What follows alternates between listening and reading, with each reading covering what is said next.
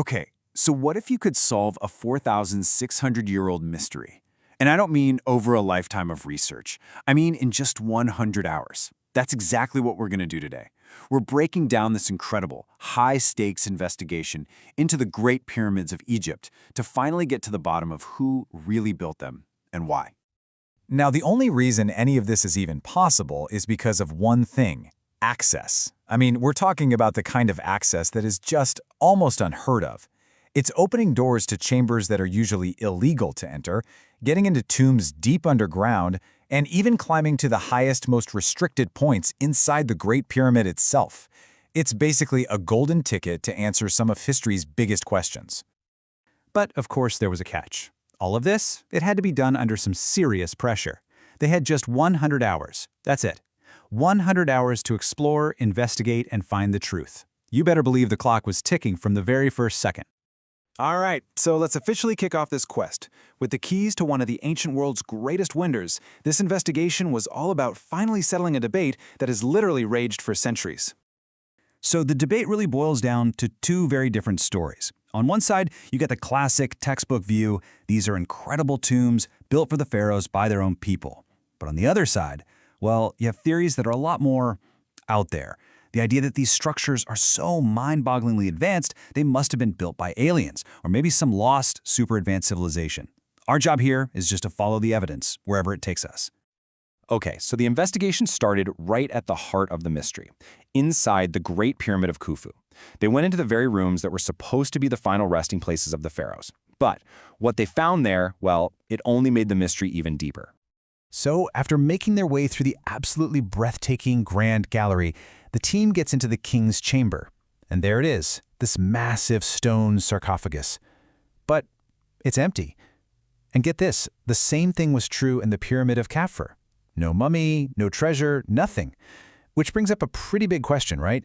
If these were tombs, where are the kings? And this is where you start to see the absolute genius of the pyramid builders. See, the reason for these empty chambers might not be a mystery at all. It might have been a deliberate strategy.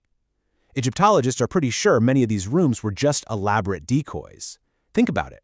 It wasn't just about hiding the real tomb. It was like this complex psychological game they were playing against tomb robbers. A maze of dead ends and false leads, all designed to protect the pharaoh's journey into the afterlife. So clever. Okay, so moving on from the puzzle of the empty tombs, the team then turned its attention to some of the really wild myths that surround the pyramids to put them to the ultimate test. And let me tell you, testing these myths was no walk in the park. The descent into the tomb of Osiris, which is deep, deep beneath the Giza Plateau, it was a genuinely dangerous journey. We're talking climbing down past ancient skeletons and then entering this flooded room where the air is thin and the danger is very, very real. So what did they find at the bottom? A sarcophagus, yeah, but definitely no portal to the underworld.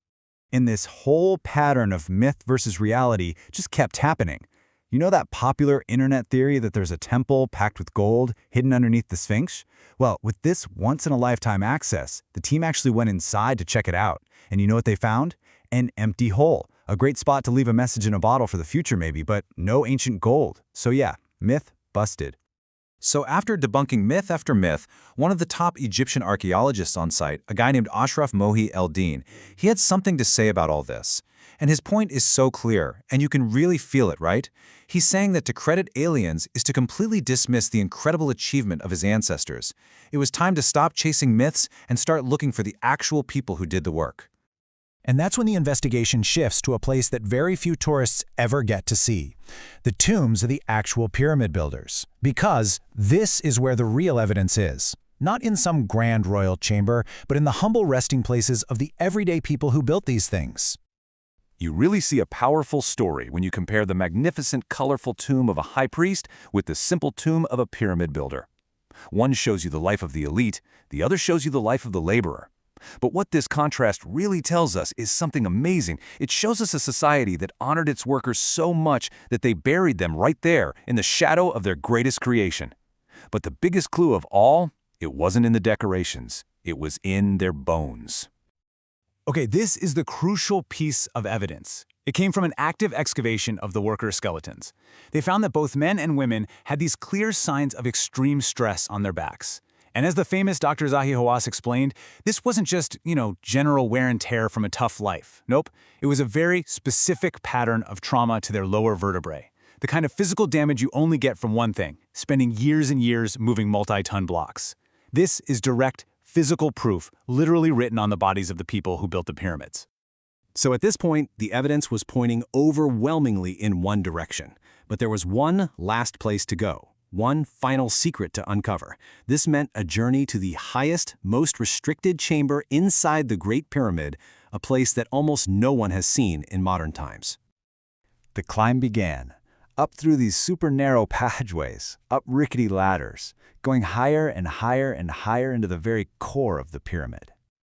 And this wasn't just any climb. It was like a journey into history itself, to a spot so exclusive that, get this, more people have been to outer space.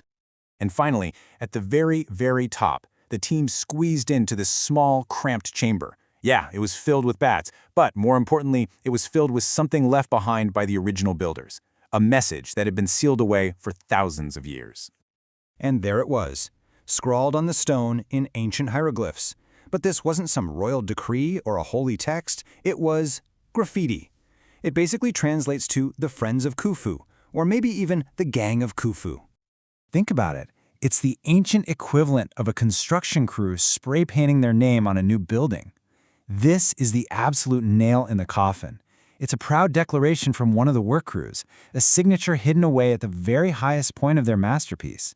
And it proves, without a doubt, that they, the Egyptians, built this pyramid for their king, Khufu. So after those 100 hours of completely unprecedented access, the verdict is in. The evidence is just crystal clear. The pyramids, they were tombs, and they were protected by these incredibly clever decoy chambers.